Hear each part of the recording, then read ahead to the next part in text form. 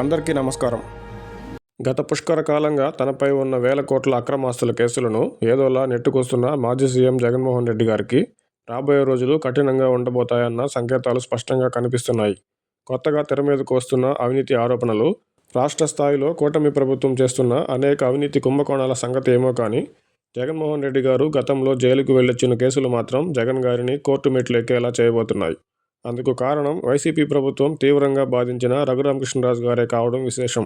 రఘురామకృష్ణరాజు గారు జగన్ గారిపై అలుపెరగని ఒంటరి పోరాటంలో భాగంగా జగన్ గారి కేసులను తెలంగాణ నుంచి వేరే రాష్ట్రానికి బదిలీ చేయాలని ఆయన గతంలో వేసిన కేసులో సుప్రీంకోర్టు గతంలోనే రోజువారీ విచారణకు సూచించిన, తాజాగా జగన్ గారిపై ఉన్న సిబిఐ, ఈడీ కేసుల వివరాలను వేరువేరుగా అన్ని కేసుల వివరాలు, విచారణ, ఇబ్బందులు తదితర అంశాలను 2 వారాల్లోగా సుప్రీంకోర్టుకు ఇవ్వాలని ఆదేశించడంతో రాబోయే రోజుల్లో ఇప్పటికే జగన్ గారిపై ఉన్న పాత కేసుల్లోనే ఆయన కోర్టు మెట్లు ఎక్కక తప్పేలా లేదు. సుప్రీంకోర్టు జగన్ గారిపై సిబిఐ, ఈడీ కేసులను వేరే రాష్ట్రానికి బదిలీ చేస్తుందా లేదా అనేది పక్కకు పెడితే, కేసుల విచారణకు సంబంధించి ఖచ్చితమైన మార్గదర్శకాలను ఇచ్చే అవకాశం స్పష్టంగా ఉంది.